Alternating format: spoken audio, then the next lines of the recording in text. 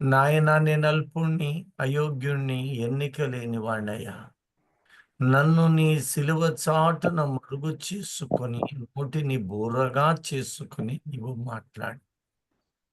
నువ్వు మాట్లాడితే మేం బ్రతుకుతామయ్యా. నీ వాక్య మర్మములను బయలుపరచు. అశ్రద్ధతో, అవివేకముతో నాయన మేము గ్రహింపకుండా ఆత్మను కుమ్మరించి బహుశ్రద్ధగా గ్రహించున్నట్లు నీ బిచ్చిన భాగ్యం ఎంత గొప్పదో మేమందరము గ్రహించున్నట్లు వినగలిగిన చెవులు, గ్రహించే మనస్సు, హృదయమును మాకు అనుగ్రహించు. నీ రాకడకు మమ్ములను సిద్ధము చేయమని కృతజ్ఞతలు మా ప్రభువైన యేసు క్రీస్తు నామములో అతి వినయంగా సమర్పిస్తూ వేడుకొంచున్నాను తండ్రి. ఆమేన్. ఆమేన్. హల్లెలూయా. హల్లెలూయా. హల్లెలూయా. ప్రియ దైవజనమ్మ, చూడండి, ప్రకటన గ్రంథము 12వ అధ్యాయము 12వ వచనములో మరికొన్ని విషయాలను మనము ధ్యానించుకుందాం. అందుచేత ఆ, పరలోక నివాసులారా ఉత్సహించుడి. భూమి సముద్రమా మీకు శ్రమ. అపవాది తనకు సమయము కొంచెమే అని తెలుసుకొని బహుక్రోధము గలవాడే మీ యొద్దకు దిగివచ్చి ఉన్నాడని చెప్పెను. చూడండి, ఈ మాట దగ్గర మనము అనేక ఆలోచనలను కలిగి ఉన్నామని, భూమి అందున్న సమస్తమా అన్నప్పుడు ఈ భూమి మీద మనుష్యుని జీవితము దేవుడు ఎలా ఏర్పాటు చేశాడు అనేది మనము గమనిస్తూ ఉన్నాం. అందులో భాగంగానే మనకు 1 by 1 మీకు అందరికీ చెప్పి ఉన్నవే కనుక ఇక వాటిని నేను జ్ఞాపకము చెయ్యను. కానీ ఈ దినమున 2వ పేతురు 3వ అధ్యాయము 10 నుండి 14 వచనాలను చూచినప్పుడు ఎందుకు ఈ మాట వచ్చింది అంటే, ఒక ప్రశ్న, అది అనేకులకు కలిగే ఒక ప్రశ్న. ఈ మానవుడు భూమి మీద జీవిస్తున్నాడు, క్రీస్తులో కొందరు ఉన్నాము. మరి భూమి మీద ఈ ఆకలి, వేదనలు, ఈ యొక్క దాహాలు, ఈ శరీర కార్యములు అనగా నేను చెప్పు శరీర కార్యాలు, ఈ భూమి మీద అవసరాలను బట్టి జీవించే క్రమము. శరీర కార్యములు స్పష్టమై ఉన్నవి, అవి కాదు. భూమి మీద అవసరాలు ఇవన్నీ ఉన్నాయి కదా. చనిపోయి లేపబడిన తరువాత అక్కడ ఉండవు అనే భ్రమలో ఎవరైనా ఉన్నట్లయితే, మరణానంతర పరిస్థితి, ఆయన కలగబోవు జీవం ఎంత గొప్పదో మనము గ్రహించలేదు. మనము ఇప్పుడు గ్రహించబోతున్నాం 1 by 1. ఇప్పుడు ఆయన లేఖనం అంటూ ఉన్నది, చూడమ్మా, 2వ పేతురు 3వ అధ్యాయం అయితే 10 నుండి 14 వచనాలు ఒక్కసారి చూడండి. అయితే ప్రభువు దినము దొంగ వచ్చినట్లు వచ్చును. ఆ దినమున ఆకాశములు మహాధ్వనితో గతించిపోవును. పంచభూతములు మిక్కటమైన వేండ్రముతో లయమైపోవును. భూమియు దాని మీదనున్న కృత్యములను కాలిపోవును. చూడండి. ఇవన్నీ లయమైపోవునని చదవనా? చదవండి. ఇవన్నీ ఇట్లా లయమైపోవునవి గనుక ఆకాశములు రౌలుకొని లయమైపోవునట్టియు, పంచభూతములు మహావేంద్రముతో కరిగిపోవునట్టియు, దేవుని దినపు రాకడ కొరకు కనిపెట్టుచు దాని ఆశతో అపేక్షించుచు మీరు పరిశుద్ధమైన ప్రవర్తనతోనూ భక్తితోనూ ఎంతో జాగ్రత్త గలవారై ఉండవలెను. అయినను చాలం. ఇక్కడ 2వ పేతురు 3వ అధ్యాయము 13, 14. పవన్, నా వీడియో స్టక్ అయినట్లుంది. సరే,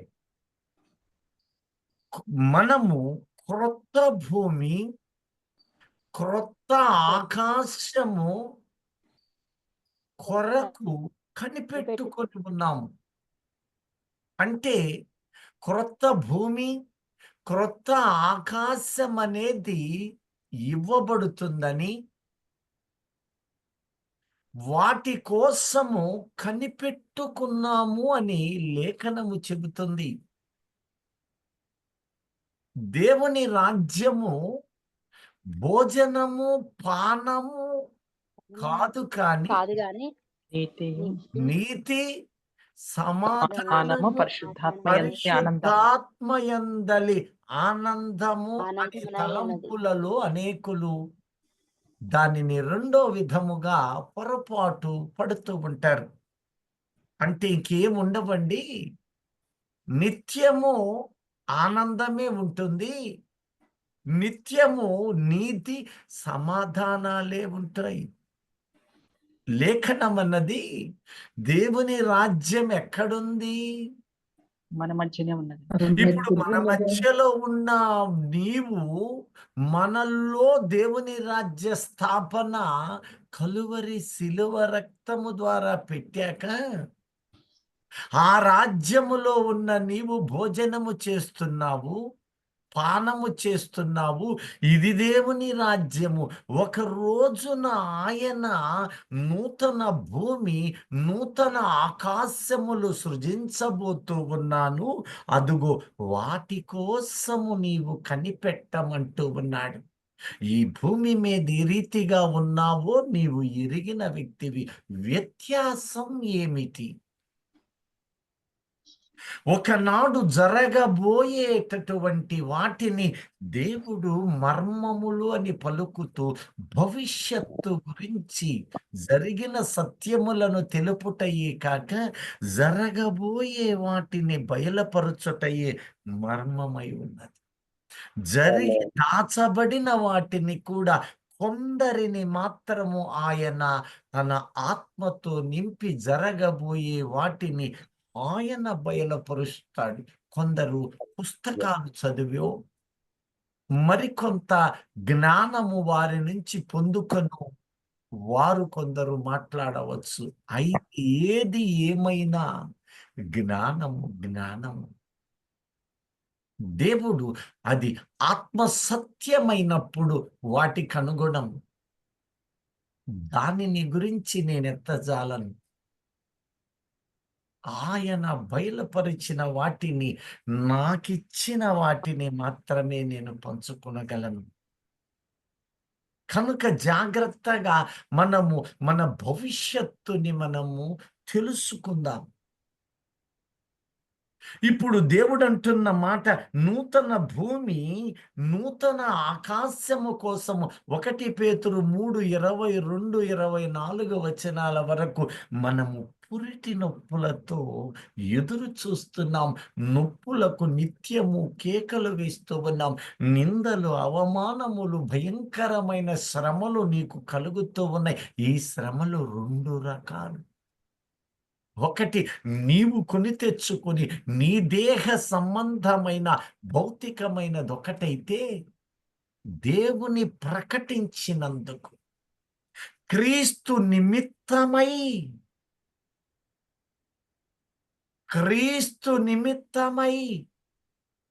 నీవు పోరాటము చేస్తే, అనేక ఆత్మలను రగిలిస్తూ ఉంటే, అనేక ప్రాంతాలు సాక్షిగా నీవు నిలబడుతుంటే, అప్పుడు నీకు కలుగు ఆపద శ్రమలు అది ఒక ఎత్తు.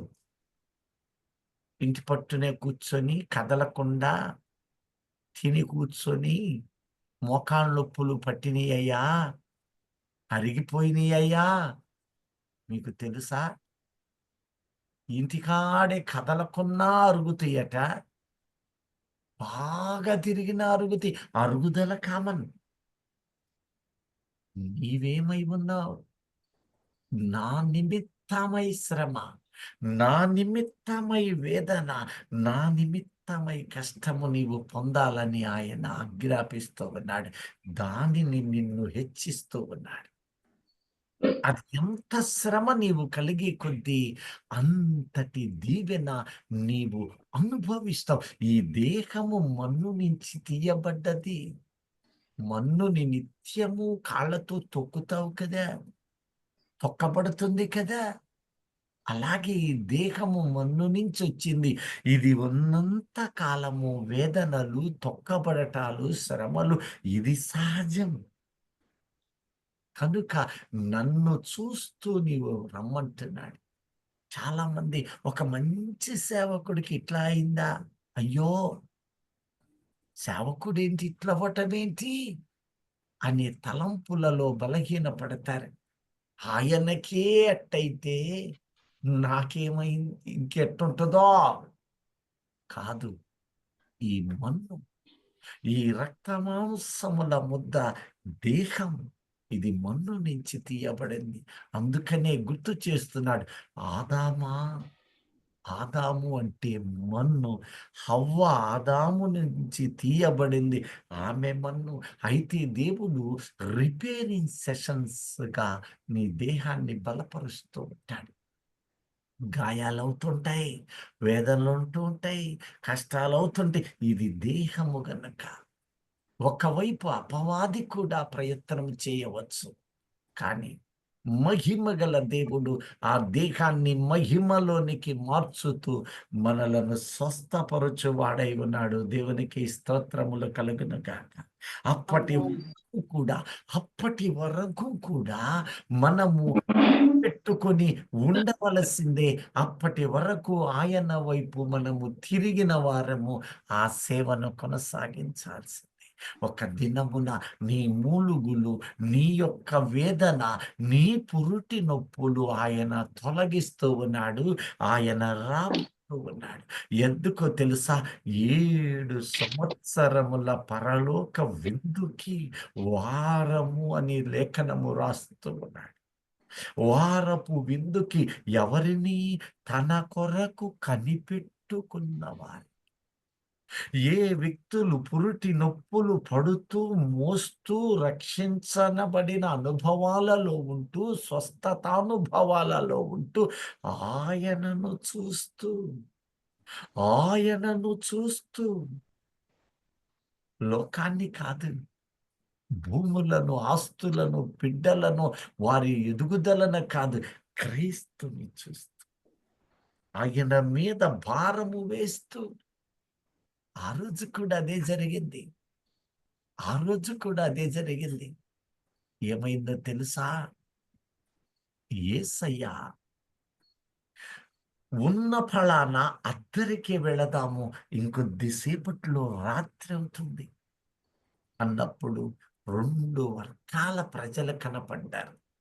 యేసయ్యను తాము వెంట తీసుకుని ఒక దోణిలో వెళ్ళినవారు.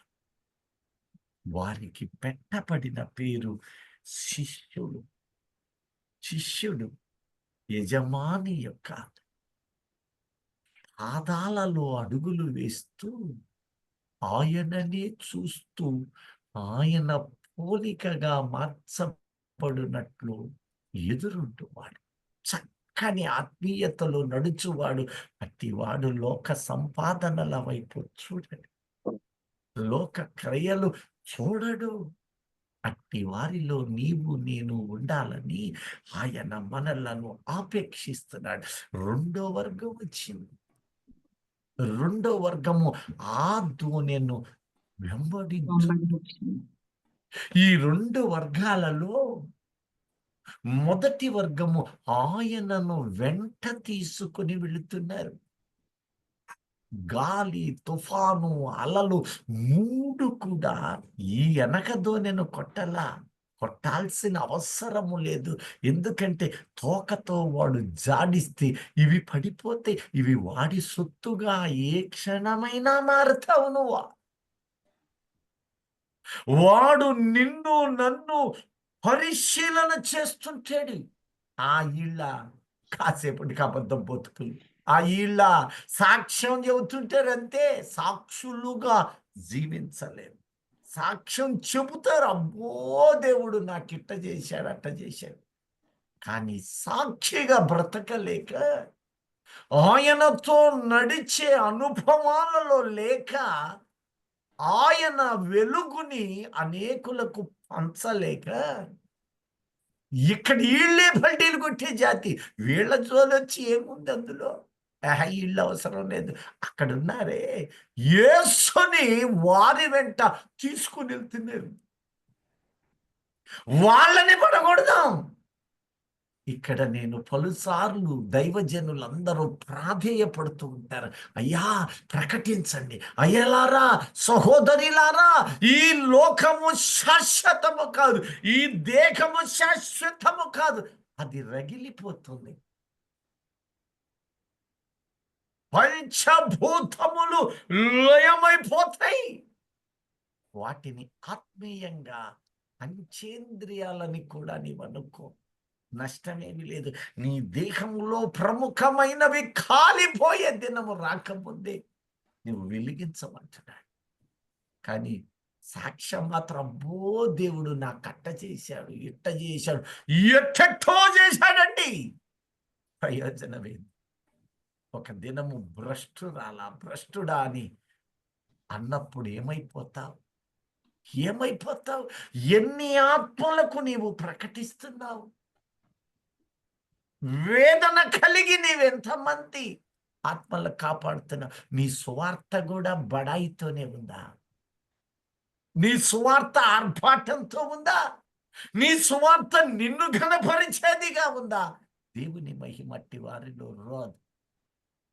కాబట్టి వాడు అంటాడు, ఇట్లాంటి వాళ్ళు నా వాళ్ళలో ఇడు సత్తే నావాడే, ఈడకి తెలియట్లా దేవుని వాడు అనుకుంటున్నాడు. అట్టి వారిగా మనం ఉండకుందుము గాక. సంతోషంగా వాడు మాత్రమే హల్లెలూయా. అట్టి వారిలో మనము చేర్చబడకుందుము గాక. అనేకులకు నీవు పొందిన ఆత్మాభిషేకముతో అనేకులను వెలిగించదుము గాక. అది ఆయన పని. నీవు సంపూర్ణంగా చేయగలిగిన నాడు నీకొక ఇల్లు సిద్ధపరిచాడు. ఆ ఇంటిలో నిన్ను ఆనందముతో నింపువాడై ఉన్నాడు.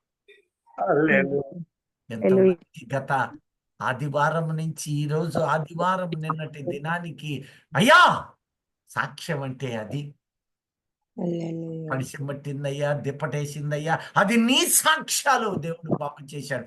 మరి దేవుని వాక్యము నిమిత్తమై సాక్ష్యము ఈ వారం ఈ రోజు ఇందామనుకుంటున్నారు. నేను ఫలానా వాళ్ళ దగ్గరకు వెళ్ళి నేను సాక్ష్యం చెప్పాను యేసయ్య గురించి. వాళ్ళు లోకస్తులని అన్నవాళ్ళు ఈరోజు సాక్ష్యం చెబుతారని ఎవరైనా ఉంటే నేను ఆశపడతాను. అట్టి వారి మీద శ్రమలు వస్తాయి, వేదనలు వస్తాయి, అనేకమైన భారాలు. అయితే వారు ఏం చేస్తారో తెలుసా? నా విమోచకుడు సజీవుడు, ఒకరోజు ఆయన రానై ఉన్నాడు, ఆయన వచ్చి నన్ను తీసుకొని పోతాడని పూరిటి నొప్పులతో ఎదురు చూస్తువారు వాళ్ళకి చెందిన మాట అది. అలాంటి వారు కాకపోతే మారండి.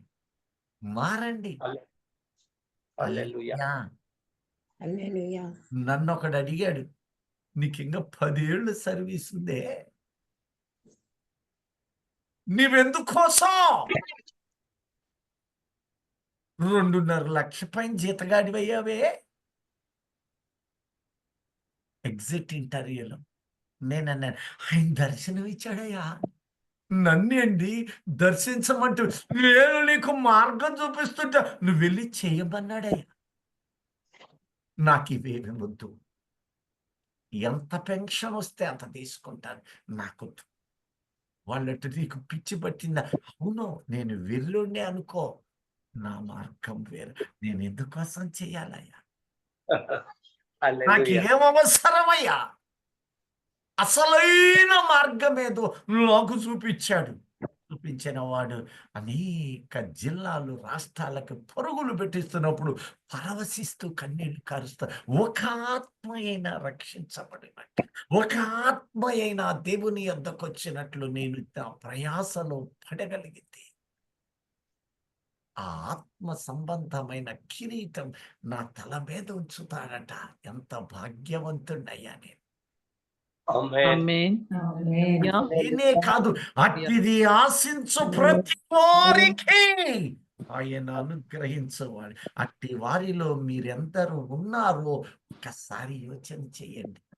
హల్లెలూయా. కోసం కాదు, దేవుని కోసము జీవించు వ్యక్తిగా నీవు ఉన్నప్పుడు నీకు శ్రమలు కలుగుతాయి, వేదనలు కలుగుతాయి, ఆపదలు కలుగుతాయి.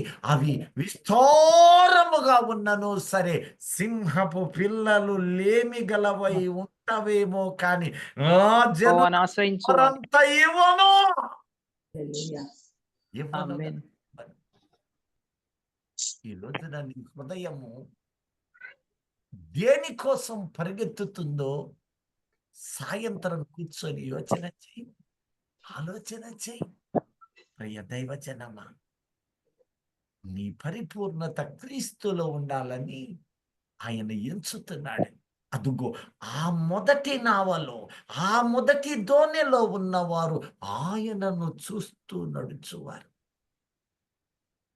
చీకటి అంధకారాలలో ఉన్న వారికై వీరు నిలిచి సాక్షులు.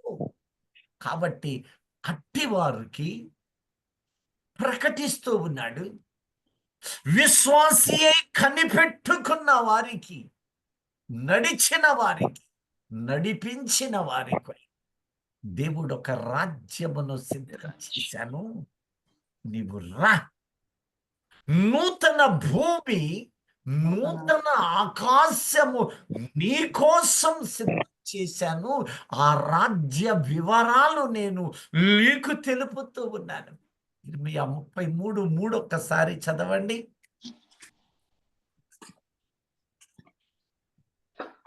ఇర్మియా 33:3 అంకుల్. అవునమ్మా. నాకు మొరపెట్టుము, నేను నీకు ఉత్తరం ఇచ్చేదును. నీవు గ్రహింపలేని గొప్ప సంగతులను, గూఢమైన సంగతులను నీకు తెలియజేతును. మొదటి దోల్లో ఉన్నారే అట్టి వాళ్ళు అడగటం కాదట, ఏం చేస్తారు?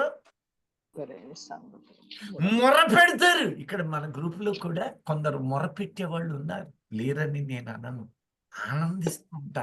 ఈ గ్రూపుకి దేవుడు భాగ్యవంతులుగా ఇచ్చాడు. అయితే కొందరు వాళ్ళు కూడా మొర పెడతారు. వాళ్ళు ఎందుకు మొర పెడతారు తెలుసా? అయ్యా, నాకు ఇది కావాలా, నాకు అది కావాలా, అదిగో అట్టట్టయింది, ఎట్టట్టయిందని ఈ దేహం కోసం మొరపెట్టే వాళ్ళు కూడా ఉన్నారు. ఇంకాసేపటికి మీకు తెలుస్తుంది. ఈరోజు చెప్పలేకపోయినా రేపు చెబుతారు. నీ మొర రక్షణ కోసం ఉండాలి. నీ వేదన ఎరిగిన వాడు, నీ సమస్యలు ఎరిగిన వాడు, సమస్తము సానుకూలతగా మార్చగలిగిన వాడు ఆయన. హల్లెలూయా. హల్లెలూయా. నీవు ఆయన ప్రజలు నశిస్తున్నారు, వాళ్ళు నా కొంపలోనే ఉన్నారు, నా బిడ్డలై ఉన్నారు, నా భార్య అయి ఉంది, నా భర్త అయి ఉంది. అయ్యా, మరణం కంటే భయంకరమైంది ఏది లేదు కదా. నా మొర వారి రక్షణకు మొర, విజ్ఞాపన నీవు చెయ్యి. తప్పులేదు, నాకు కష్టం ఉంది, వేదన ఉంది, వేదన. ఆ మధ్య గ్రూపులో ఒక ఆమె కన్నీళ్లు పెడుతుంది. ఎందుకోసం తెలుసా? అప్పులు ఉన్నాయంట. ఏముండయి కోసం విజ్ఞాపన సరిపోద్ది. వేదన కన్నీళ్లు విలువైనవి, అవి రక్షణార్థమైనదే ఉండాలి. నిన్ను పోషిస్తూ ఉన్నాడు, నిన్ను ఆదరించువాడు. ఇట్టి హృదయముతో మనము ఆనందించుదము గాక. ఆమేన్. హల్లెలూయా. ఎంత పోరాటము నీవు చేస్తావో అంత ఆశీర్వాద ఫలము నీకు సిద్ధపరుస్తాడు. ఈ ప్రాణము కొద్దిపాటిదే ప్రియ దైవజనమా. ఈ రోజు ఉంటుంది, రేపు పోతుంది. కానీ ఆయన కవిలలో నీవు భద్రపరచబడాలి. ఆయన కవిల ఆ పరదైసు భాగ్యం, దానికోసము నీవు కనిపెట్టాలి. ఒక రోజున ఆయన 7 సంవత్సరాల విందుకు, పరలోకపు విందుకు, పరమ యెరూషలేము విందులోనికి నిన్ను ఆయన పిలుస్తానికి ఒక దినము రాబోతున్నాడు. ఎక్కడికి వస్తాడు? చెప్పండి. ఇక్కడే భూమి ఆకాశం. ఎక్కడికి? ఇక్కడికి వస్తాను. మూడవ ఆకాశంలో దయచేసి మధ్యాకాశమను పదం బైబిల్లో ఎక్కడ లేదు, కానీ మూడవ ఆకాశానికి వస్తాడు. ఈ మూడవ ఆకాశంలో 2 వర్గాల ప్రజలు ఉంటారు. ఇక్కడ జాగ్రత్తగా గమనించండి. ఆయన హెబ్రీ 9:28 ప్రకారముగా తన కొరకు కనిపెట్టుకొను వారిని తీసుకొని వెళ్ళడానికి ఆయన వస్తాడు. అయితే ఆ రహస్యమనబడిన రాకడ తండ్రి మాత్రమే ఎరిగిన క్షణమున తండ్రి కుమారుని పోగు చేయమని చెప్పగానే వెంటనే బోర మోగుతుంది. తన ప్రియులు వింటూ ఉన్నారు. ఎగిరి ఆనందము పరవశముతోటి ఆ బోర శత్రువును గుండె బ్రద్దలు చేయగా తన ప్రజలను ఆయన తీసుకుంటూ ఉన్నాడు. వాళ్ళందరూ 3వ ఆకాశములో ఒక ప్రాంతములో ఉంచుతున్నారు. మరి ఒక ప్రాంతం ఉంది. అక్కడ ఆదాము నుండి యేసు పునరుద్ధానుడుగా క్రీస్తుగా లేపబడినంత వరకున్న మరి ఒక వర్గం ఉంది. నేను ఇప్పుడు ఆ డీటెయిల్స్ మీతో పంచగలను, కానీ అక్కడకు వచ్చి దేవుడు వారిని ఆయనతో కూడా వెంట పెట్టుకుని వీరి దగ్గరకు వస్తున్నాడు. కారణం ఏంటంటే వీరు శరీరులుగా ఉన్నారు, క్రీస్తునందు మృతులై ఉన్నారు, వీరి దేహము భూమిలో ఉన్నది. ఇప్పుడు వారు వచ్చి తమ దేహమును తీసుకొని తిరిగి వెళ్ళాలి. ఆ దేహము రక్తమాంసములనగా 1 కొరింథీ 15:50 ప్రకారంగా రక్తమాంసములు దేవుని రాజ్యమును స్వతంత్రించు కొనజాలవు కనుక వారు మహిమను పొందిన వారై వీరు ఏకపరచబడతారు. వారితో పాటు మనమైతే మ్రత్యమైన క్షయమైన 5 విధములైన ఈ దేహాన్ని మార్పు చెంది మనము కూడా వారితో వెళతామని 1వ తెస్సలోనికీ 4వ అధ్యాయం 13 నుంచి 17, 18 వరకు రాయబడింది. అందరూ సమకూర్చబడిన తరువాత ఆయన వారిని 7 సంవత్సరాలు విందులోనికి తీసుకొని వెళుతూ ఉన్నాడు. అదే 7 సంవత్సరాలు విడువబడిన వారు భయంకరమైనటువంటి శ్రమలు ఏర్పాటుకు కాబడిన వారు. అందులో హతసాక్షులై వారికి మొదటి 3.5 ఏండ్లు ఆయన ఏ రీతిగా ఇచ్చి ఉన్నాడో మిగతా 3.5 సంవత్సరాలు ఇజ్రాయేలుకు కేటాయిస్తూ ఉన్నాడు. అన్యజనుల కాలము సంపూర్ణము మొదటి 3.5 ఏండ్ల కాలం. ఇవన్నీ ఇంతకు మునుపు ప్రకటించడం జరిగింది గనుక ఇప్పుడు జరగబోయేవి. ఈ 7 ఏండ్లైన తరువాత జకర్యా 14వ అధ్యాయము 4, 5 వచనాలు ఇప్పుడు చదువుకుందాము. నెక్స్ట్ ఏం జరగబోతుంది, ఆయన ఏం చేయబోతున్నాడు అనేది మనము చూద్దాం. అంకుల్ ఒకసారి జకర్యా 14, 4, 5 వచనాలు. ఆ దినమున యెరూషలేము ఎదుట తూర్పు తట్టునున్న ఒలివ కొండ మీద ఆయన పాదములుంచగా ఒలివ కొండ తూర్పు తట్టుకును పడమటి తట్టుకును నడిమికి విడిపోయి సగము కొండ ఉత్తరపు తట్టుకును సగము కొండ దక్షిణపు తట్టునకును జరుగును గనుక విశాలమైన లోయ ఒకటి ఏర్పడును. కొండల మధ్య కనబడు లోయ ఆజీలు వరకు సాగగా మీరు ఆ కొండ లోయలోనికి పారిపోవుదురు. యూదా రాజైన ఉజ్జియా దినముల్లో కలిగిన భూకంపమునకు మీరు భయపడి పారిపోయినట్లు మీరు పారిపోవుదురు. అప్పుడు నీతో కూడా పరిశుద్ధులందరూ ఆయన ఒక్కడే రాడట. ఎవరొస్తారు? ఇక్కడ మీకు డౌట్ రావాలి కదా. పరిశుద్ధులందరూ వస్తారు అన్నప్పుడు బతికున్న పరిశుద్ధులు వస్తారా? చచ్చిపోయి 7 ఏండ్ల విందులో ఉంది పునరుద్ధాన భాగ్యవంతులై దేవుని సహవాసులై పరమ యెరూషలేము విందులో ఉన్న వాళ్ళు కూడా వస్తారంటారా? యేసయ్య 7 ఏండ్ల పరలోకపు విందు అయిన తరువాత ఇక్కడ మీరు నిగూఢమైన అంశం ఒకటే దాగి ఉంది. అదేంటంటే ఒలీవల కొండ మీద పాదముంచడము. అదేంటి? దానిలో నిగూఢ భావమా? ఎస్. ఒలీవల కొండ ఎక్కడుంది? ఆ ప్రాంతంలోనే ఆయన గెత్సెమనే ఒక వనము అప్పగించబడ్డది అక్కడ. ఆదాము ఆ తోటలోనే పాపము ద్వారా గెంటివేయబడి 2 మరణాలు తెచ్చాడు. చాలా జాగ్రత్తగా గమనించండి. ఒకటి శరీర మరణము. ఎందుకంటే ఏదెనులో ఎన్ని వందల వేల సంవత్సరాలు బ్రతికాడో ఏ నరుడు చెప్పలేడు. ఎందుకంటే ఆదియందు దేవుడు భూమి ఆకాశములను సృజించి తర్వాత ఆదామును అందులో పెట్టాడు. పాపము చెయ్యనంత వరకు బ్రతుకుతూనే మహిమలో ఉన్నాడు. పాపము చేసిన తరువాత ఒకటి మరణాన్ని తెచ్చాడు.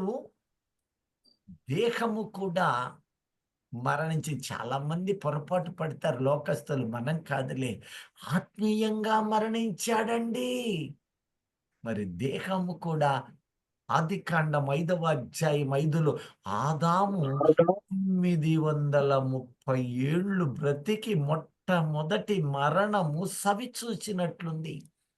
హేబేలు ద్వారా ఒక మరణం అయితే మొట్టమొదటి మానవుడు ఆదాము 930 ఏళ్ళు అంటే శారీరక మరణము వచ్చింది, ఆత్మీయముగా మరణము కూడా సంభవించింది. ఎప్పుడైతే ఏదెనులో నుంచి గెంటివేయబడ్డాడో అదే ఏదెనులో పాపము లేని కడపటి ఆదాము అక్కడే అప్పగించబడ్డాడు. ఈ మాట మీరు జాగ్రత్తగా గుర్తుపెట్టుకోండి. తరువాత ఒక నిగూఢమైన సత్యము మనము వినబోతూ ఉన్నాం. ఎందుకు ఒలీవల కొండ మీద పాదముంచుతున్నాడు? ఈ కొండ ఎక్కడుంది? లేఖనాలు ఏం చెబుతున్నాయి? ఈ కొండ మీద పాదముంచడములో అంతరార్థమేంటి? నిగూఢమైన భావమేమిటి?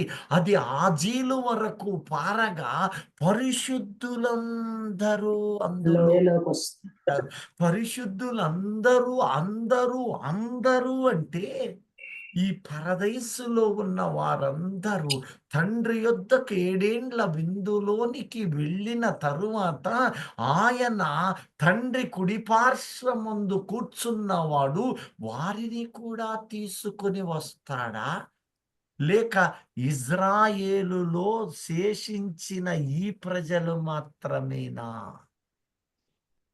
ఎందుకంటే ఇక లోకమునకు లోక సంబంధులుగా పరిశుద్ధులకు వారికి ఇక అవకాశము లేదు. మొదటి 3.5 శ్రమల కాలము మాత్రమే వారికి ఇచ్చాడు కదా. పరిశుద్ధులందరూ. ఎన్ని ప్రశ్నలు! నీవు దేవునికి సమయం ఇవ్వాలి కానీ నీవు ప్రార్థనలో బలముగా నిలబడి ఆశ కలిగి ఉండాలి కానీ అనేక ప్రశ్నలు, వాటికి సమాధానాలు ఇవ్వగలిగిన దేవుడు మన దేవుడు. హల్లెలూయా. హల్లెలూయా. ఇప్పుడు చూడండి, ప్రకటన 14:1 ఒక్కసారి చూడండి. ఈ మరియు పరిశుద్ధులను గూర్చి మరియు నేను చూడగా ఇదిగో ఆ ఆ గొర్రె పిల్ల సియోను పర్వతం మీద నిలువబడి ఉండెను. చూడండి, ఇక్కడ దర్శనం చూస్తున్నాడు. ఆయన సియోను పర్వతము మీద నిలవబడి ఉండెను. ఇప్పుడు నువ్వు జాగ్రత్తగా చూస్తే ఈ ఒలీవల కొండ ఉన్నది ఈ సియోను పర్వతము మీద. ఎక్కడుంది? సియోను పర్వతం మీద. ఇక్కడ సియోను పర్వతము అన్నప్పుడు 7 పర్వతాలున్నవి. ఆ రోజు అబ్రహాముతో అంటున్న మాట, నేను నీకు చూపించిన ఆ పర్వతము లేక కొండ మీద నీవు ఇస్సాకును బలిగా ఇవ్వమన్నాడు. అవి పర్వతముల సముదాయము. సహోదరిని బట్టి దేవునికి స్తోత్రం చెప్పండి. హల్లెలూయా. అక్కడ మోరియా అనబడు ప్రాంతం అది. ఎందుకు మోరియా అని పిలువబడిందంటే ప్రాముఖ్యముగా దాని పెట్టబడిన పేరు గెరీజీము ఎదురుగా మోరే. ఆ మోరే నుండి పిలువబడిన పేరు మోరియా. మోరియా అనే అర్థం ఇప్పుడు చెప్పను, తర్వాత మీ ముందు ఉంచుతాను. పరిశుద్ధాత్ముడు తెలియచేస్తున్నాడు, పరిశుద్ధులందరూ వస్తారు. ఆయన అక్కడ పాదం ఉంచుతూ ఉన్నాడు. అక్కడ దానికి మోరియా అని ఒకప్పుడు పేరు, నేడు సియోను రారాజు నివాస స్థలం.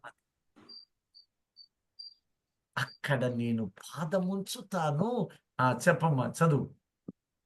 ఆయన నామమును, ఆయన తండ్రి నామమును నొసల యందు లిఖింపబడి ఉన్న ఆయన నామమును, ఆయన తండ్రి నామమును నొసళ్ళ యందు లిఖించబడిన లేక ముద్రించబడిన 144,000 మంది. ఇక్కడ చూడండి, 1,44,000 మంది ఆయనతో కూడా ఉండిరి. ఆయనతో కూడా ఉండిరి.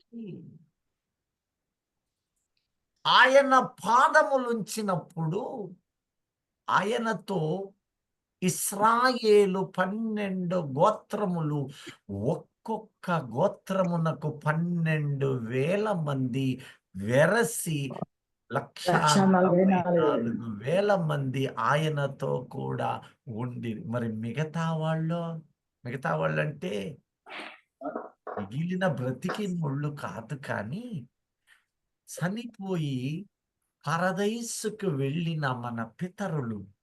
చిన్న ఎగ్జాంపుల్, మానవ రీతిగా ఏసన్న గారు అనుకోవచ్చు, నిన్న ప్రభువు చిత్తమైతే ప్రవీణ్ గారు కావచ్చు, హతసాక్షులుగా నేడు శ్రమలయందే కాక క్రీస్తు నిమిత్తము జీవించి చనిపోయిన వాళ్ళు కావచ్చు, మరియు మన పితరులలో ఉన్న ధన్యులు కావచ్చు, ధన్యురాళ్ళు కావచ్చు. ఎన్ని వేదనలు వచ్చినా క్రీస్తు నిమిత్తము జీవించి చనిపోయి కన్నీళ్ల విజ్ఞాపనతో బ్రతికిన వాళ్ళు, దీనుడు, వీళ్ళు కూడా కావచ్చు. మరి వాళ్ళ పరిస్థితి ఏమిటి? యెషయా గ్రంథం 4వ అధ్యాయము 3వ వచనాన్ని ఒక్కసారి చూడండి. సియోనులో శేషించిన వానికి, యెరూషలేములో నిలువబడిన వానికి, అనగా జీవం పొందే యెరూషలేములో దాఖలైన ప్రతి ఇక్కడ ఏది చెబుతున్నాడో చూడండి. సియోనులో శేషించిన వారు కొందరు, యెరూషలేములో నిలువబడిన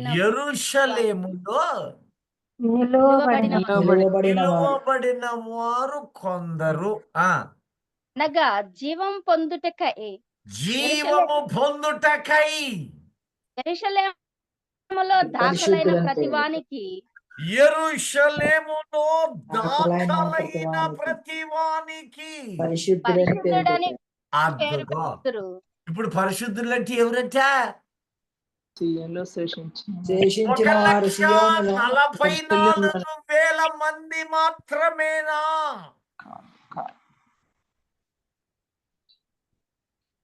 చెప్పండి. ఇప్పుడు 2 వర్గాలు ఉన్నాయి. ఆ.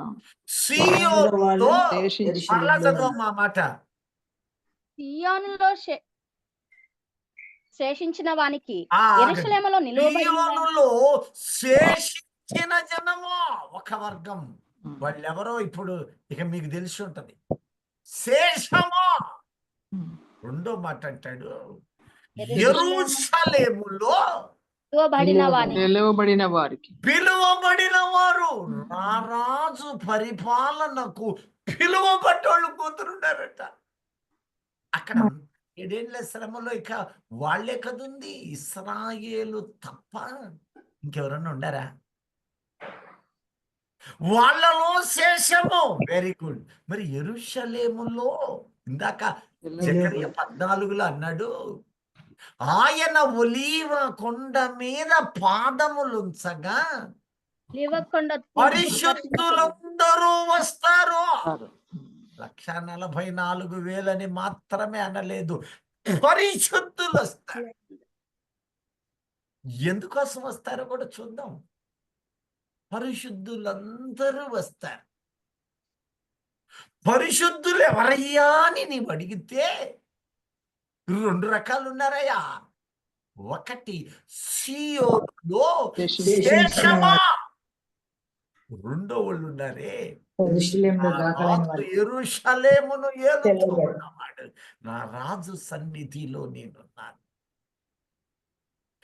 ఏ వ్యక్తులైతే యేసు రక్తములో కడగబడి పరిశుద్ధురాలిగా పరిశుద్ధునిగా జీవించి అనేకుల కొరకు వేదనలతో దుఃఖముతో కన్నీళ్లతో వాక్య పరిచర్య చేస్తూ నశించిన శేషం ఉండడానికి వీలు లేకుండా తనను, తన కుటుంబమును, తన రక్త సంబంధీకులను, ఆత్మీయమైన సోదరులను సోదరులను కాపాడుకుంటూ ఉన్నాడు.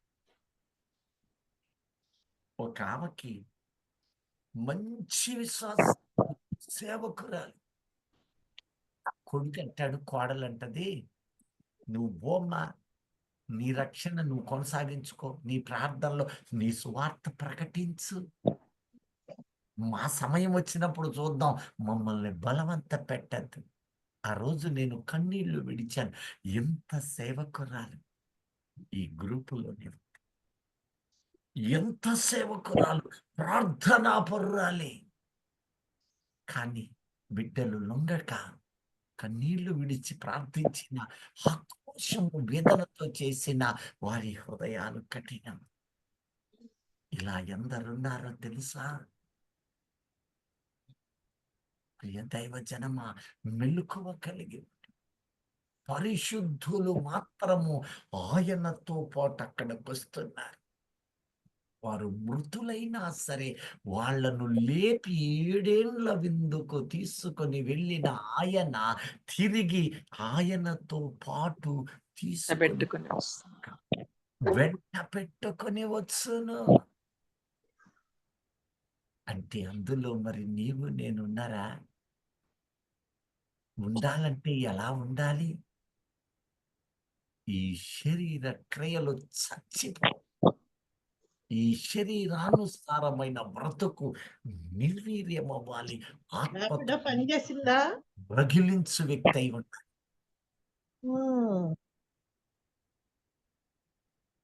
ఎక్కడిది? ప్రియ దైవ జనమా, 7 ఏళ్ల తరువాత ఆయన ఒలీవల కొండ మీదకు, ఈ మాట దానియేలు కూడా అంటున్నాడు. ఎందుకోసము అనేది దానియేలు 12:1-2 కూడా చూడండి. ఆ కాలమందు నీ జనుల పక్షమున నిలిచినట్టి మహా అధిపతియగు మిఖాయేలు వచ్చును. అప్పుడు నీ జనులు రాజ్యముగా కూడిన కాలం మొదలుకొని ఈ కాలం వరకు ఎన్నటికి కలుగునంత ఆపద కలుగును. అయితే నీ జనుల గ్రంథమునందు దాఖలైన వారెవరో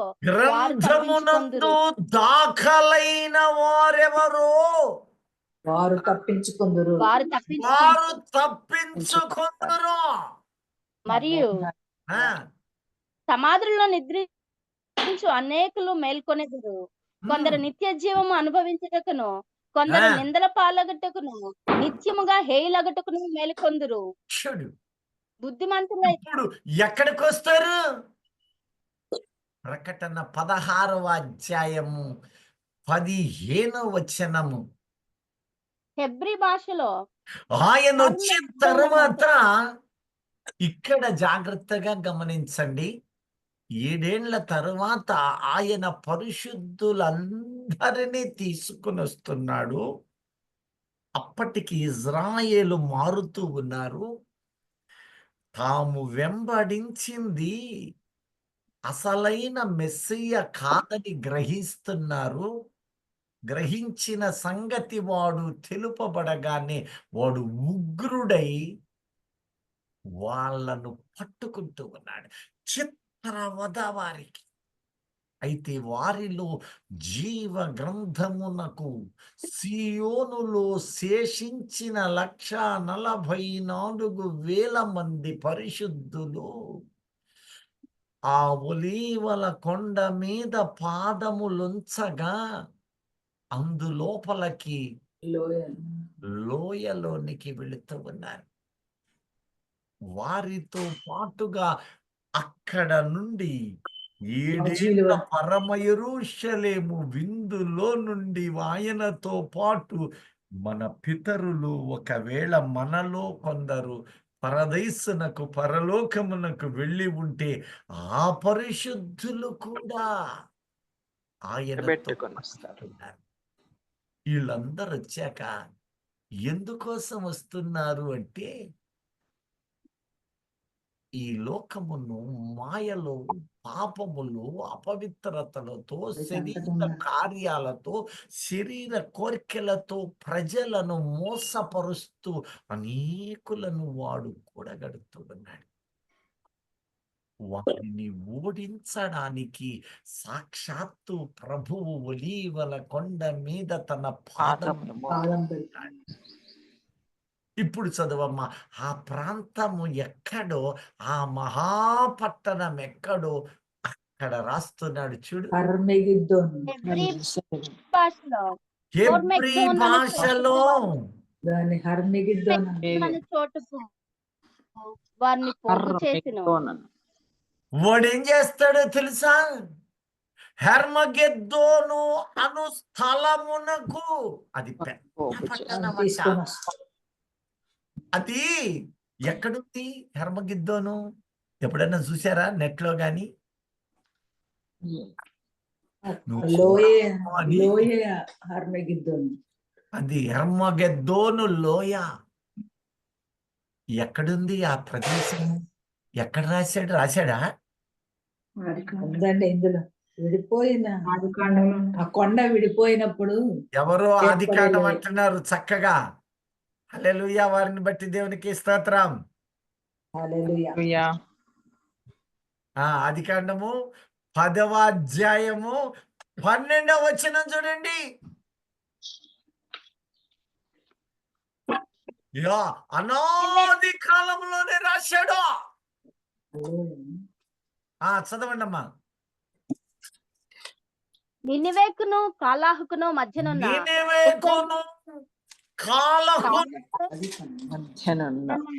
ఆదికాండము 10వ అధ్యాయము 12. చూడండి. నినివేకు కాలాహునకు మధ్యనున్న రెసెను ఇదే ఆ మహాపట్టణం. అది దేవుడు అనాది కాలములో ఒక ప్రాంతం ఇచ్చాడు. అది రెసెను అనే పట్టణం. నీనెవెకును కాలాహుకును మధ్యలో ఉన్న మహాపట్టణము, దానికి నేడు పెట్టబడిన ప్రాంతం హెర్మగెద్దోను. ఇదే ఆ మహాపట్టణము. ఒకనాడు దానికి పెట్టబడిన పేరు మహాబబులోను, నిమ్రోదు సామ్రాజ్యము. అతడు కూడా నీనెవెకును కాలహును మధ్యలో ఒక ప్రాంతము బాబేలు. బాబేలు అనగా కూర్చుంట దేవుని ఉగ్రతను పొందుట ఒక ప్రాంతము కూడా దేవుడు జరగబోయేది చూపిస్తూ ఉన్నాడు. రెసను నేటి అస్సీరియా భూభాగములో అది చేర్చబడుతూ ఉంది. అది యెరూషలేముకు దగ్గరలో ఉన్న ఇటలీ ప్రావిన్సే. దేవుడు మనకి జరగబోయే ప్రతి దానిని మనకు బయలుపరిచేవాడై ఉన్నాడు. అయితే ఏం జరుగుతుంది? 7 సంవత్సరముల చెర తరువాత ఆయన తన ప్రియులు పరిశుద్ధులతో వస్తూ ఉన్నాడు.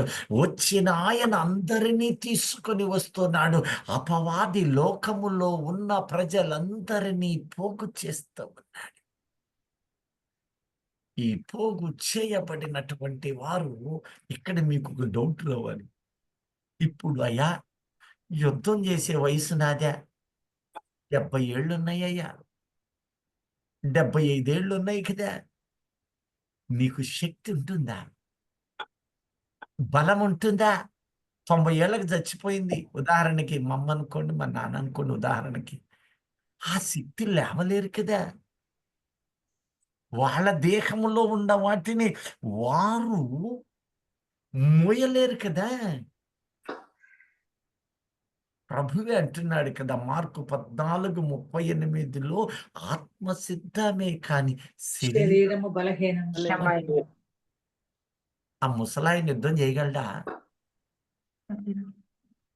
సాధ్యమైందంటారా?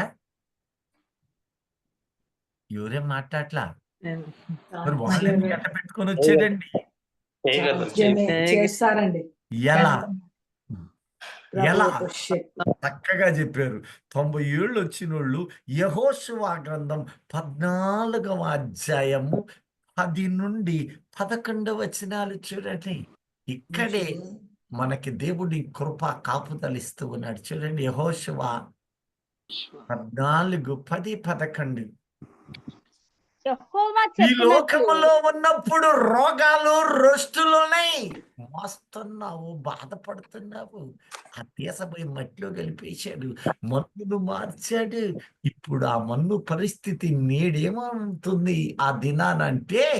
యెహోషువ అంటున్నాడా, యెహోవా చెప్పినట్లు ఆ, యెహోవా మోషేకు ఆ మాట సెలవిచ్చినప్పటి నుండి ఇశ్రాయేలీయులు అరణ్యములో నడిచిన ఈ 45 ఏండ్లు ఆ, ఆయన నన్ను సజీవునిగా కాపాడి ఉన్నాడు.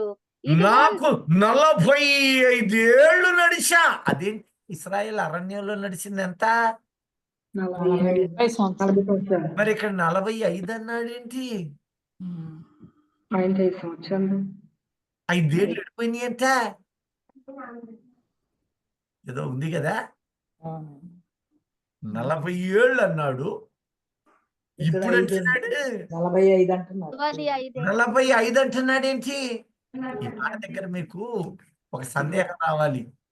అదేంటంటే సంఖ్యాకాండము అప్పుడప్పుడు ఉపవాస లెంటల్ పీరియడ్స్ అంటారే, ఉపవాస దినాలు 40 రోజులు ఉపవాసం ఉండారండి, ఉంటున్నారు. అవునా? అవునండి. 40 ఎందుకు? యాక్చువల్ గా 46 అండి. ఆదివారాలు 6 తీసిస్తే అంటే మన పాది గారు ఏం చెప్తా. చేస్తారంటే, ఓ చికెన్ ముక్క తినాలంటే పెళ్ళాం పిల్లలు ఒప్పుకోరని కారణాలు అనేకం. నేను అటు జోలికి పోను. కానీ సంఖ్య 40 ఏళ్లే ఎందుకు నిర్ణయం జరిగింది? కొంతమంది ఆ 40 ఉండలేక 20 ఉంటారు, ఇంకొంతమంది 3 రోజులు ఉంటారు, లాస్ట్ శుక్ర శని ఆదివారాలు. Good Friday. కానీ దేవుడు 40 రోజులు శ్రమల దినాలని, అరణ్య దినాలని ఏమన్నా చెప్పాడా? లేదండి. చెప్పలేదు కదా. సాదృశ్యంగా అదే చక్కగా ఎవరు ముందడిగేశారు. మోషే రాత్రింబగళ్ళు దేవుని 40 రోజులు సంఖ్యాకాండము 14వ అధ్యాయము 33 నుండి 34 ఒకసారి చదవండి. మీ శవములు ఆ, ఈ అరణ్యంలో క్షేమగు వరకు ఆ, మీ పిల్లలు ఈ అరణ్యంలో 40 ఏండ్లు తిరుగులాడుచు 40 సంవత్సరములు తిరగలాడేది మీ పితరులా. 5 ఏళ్ళు వాళ్ళు అక్కడ ఎదుగుతున్నారు. అరణ్యములో నుంచి ఇక్కడికి రావడానికి మిగతా జనాంగానికి 5 ఏళ్ళు పట్టింది. ఆ రోజున మోషే ఆజ్ఞాపించినప్పుడు యెహోషువ వాళ్ళతో 40 ఏళ్ళు బతికాడు. ఆ తరువాత వారిని 5 సంవత్సరాలు మిగతా వాళ్ళను తీసుకొని వచ్చాడు. వెరసి 45 ఏళ్ళు. అయితే అరణ్యము అనగా లోకము, అరణ్యం అనగా శాపము, అరణ్యం అనగా శపించబడిన జీవితాలకు సాదృశ్యం ఆత్మీయంగా. ఇప్పుడు చూడండి 40 ఏళ్ళు తిరుగుల 40 ఏండ్లు తిరుగులాడచ్చు. ఆ, మీ వ్యభిచార శిక్షను భరించెదరు. ఆ, మీరు ఆ దేశమును సంచరించి చూచిన 40 దినముల లెక్క ప్రకారము దినమునకు ఒక సంవత్సరము చొప్పున 40 దినానికి ఒక సంవత్సరములు సంవత్సరము 40 ఏళ్ళు తిరుగులాడి అరణ్యంలో పోయారే. ఆ ఒక్కొక్క సంవత్సరం ఈజ్ ఈక్వల్ టు 40 సంవత్సరములు. మనకు ఒక సంవత్సరం చొప్పున 40 సంవత్సరములు ఈజ్ ఈక్వల్ టు ఇప్పుడు దినమునకు 40 దినాలండి. సంవత్సరము లెక్క. 40 దినాలండి. 40 సంవత్సరాలంటే ఇప్పుడు 40 దినాలు. దినాలు. అది అరణ్యమునకు సాదృశ్యము, అరణ్యములో నశించు జీవితాలకు సాదృశ్యం. కనుక ఆ కాలములో ఈ లోక యాత్రలో 4 వ్యక్తులు 40 దినముల లోకములో ప్రయాణము చేసి లోకమును వెలిగించుటకు సిద్ధపడ్డారు. 4 వాళ్ళెవరు అని ఇప్పుడు అడగనులే, సమయము చాలదు. ఇప్పుడు వారి పిల్లలతో 5 సంవత్సరాలు ఎర్ర సముద్రము నుంచి యెరికో మైదానము వరకు తీసుకొని వస్తూ ఉన్నాడు. యెహోషువ అంటాడు, చదవమ్మా నెక్స్ట్. దినం అది యెహోవా చెప్పిన 40 దినముల లెక్క ప్రకారము దినమునకు ఒక సంవత్సరమున చొప్పున ఆ, 40 సంవత్సరములు మీ దోష శిక్షను భరించి ఉమ్, నేను మిమ్మల్ని రోసివేసినట్లు తెలుసుకొందురు. ఉమ్, ఇది యెహోవా అని నేను చెప్పిన మాట. ఉమ్. నాకు విరోధముగా కూడిన చెడ్డదగు ఈ సర్వ సమాజమునకు నిశ్చయముగా దీన్ని చేసేదను. ఈ అరణ్యములో వారు క్షీణించిపోవుదురు, ఇక్కడనే చనిపోవుదురు అనెను. ఆ దేశమును సంచరించి చూచుటకై మోషే చేత పంపబడి తిరిగి వచ్చి ఆ దేశమును గురించి చెడ్డ సమాచారం చెప్పుట వలన సర్వ సమాజము అతని మీద సనుగునట్లు చేసిన మనుషులు, అనగా ఆ దేశమును గూర్చి చెడ్డ సమాచారము చెప్పిన మనుషులు యెహోవా సన్నిధిని తెగులు చేత చనిపోయిరి. యెహోషువ 14, 10, 11 చాలు. యెహోవా చెప్పినట్లు యెహోవా మోషేకు ఆ, ఆ మాట సెలవిచ్చినప్పటి నుండి ఉమ్, ఇశ్రాయేలీయులు అరణ్యములో నడిచిన ఈ 45 ఏండ్లు ఆయనను సజీవునిగా కాపాడి ఉన్నాడు. ఉమ్. ఇదిగో నేను ఇప్పుడు 85 ఏండ్లు వాడను. ఇదిగో నేనిప్పుడు నా 85 వయస్సు 85. 85 కుర్రోడా ముసలోడండి. మసలాడేనండి. కుర్రోడా. ముసలోడు. Very good. వృద్ధుడను ఆ మాట అంటున్నాడు, నాకిప్పుడు 85 ఏళ్ళు. మోషే నన్ను పంపినాడు. మోషే నన్ను పంపిన నాడు నాకెంత బలము నేటి వరకు, ఆ, నాకెంత బలమో నేటి వరకు నాకంత బలము. నేటి వరకు కూడా నాకంత బలం. నీ వయస్సు క్షీణించింది, నీ దేహము కృషించింది, కానీ నీ ఆత్మను బట్టి దేహము సాధనము. చాలా మంది తెలియక దేహం కృషిస్తుంది అంటున్నాడు. కాదా, ఆ రోజు కూడా అబ్రహాము, నా పితరులారా, దేవుళ్ళారా, అయ్యా తండ్రి కుమార పరిశుద్ధాత్మలారా, సింధూర చెట్టు దగ్గర నేను నీకు కొంత ఆహారం పెడతాను, నీ ప్రాణములను బలపరచమంటలేదు, నీ ప్రాణమును బలపరచుకున్న బలపరచును. సమస్త బలము ఆత్మ శరీరానికి పెట్టి ఉన్నవాడు, సమస్తము ఆత్మకు పెట్టినవాడు, దానిని ప్రాణమని పిలిచినవాడు. ఆయన అంటూ ఉన్నాడు, నాకిప్పుడు 85 సంవత్సరాలై ఉన్నది, 45 ఏళ్ళప్పుడు ఎంత బలం ఉన్నదో, ఈ యవ్వన బలములో బలం ఎంత ఉన్నదో అంతటి బలము నాకున్నది. ఆ రోజున మృతుడమై లేపబడిన తరువాత ఒలీవ కొండ మీద నీ పాదములను క్రీస్తుతో పాటు మోపిన తరువాత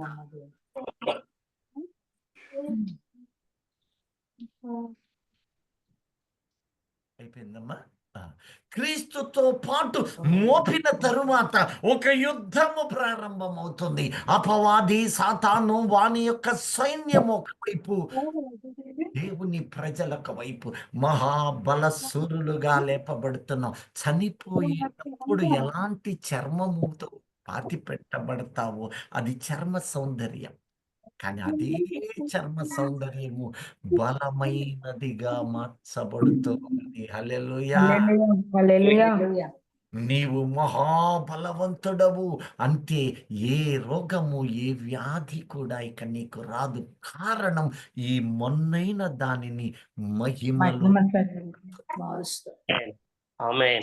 అట్టి కృపలో అనేకులను చీకటి బ్రతుకులను మార్చుతూ ఆ యుద్ధము కొరకై నీవు సిద్ధపడాలి. ఆ తరువాత ఏం జరగబోతున్నది మనకు ప్రభువు బయలుపరచు వాడై ఉన్నాడు. అట్టి కృపలో మనము రాకడకు సిద్ధము చేయునట్లు అనేకులను భద్రపరచుదము గాక. ఆమేన్.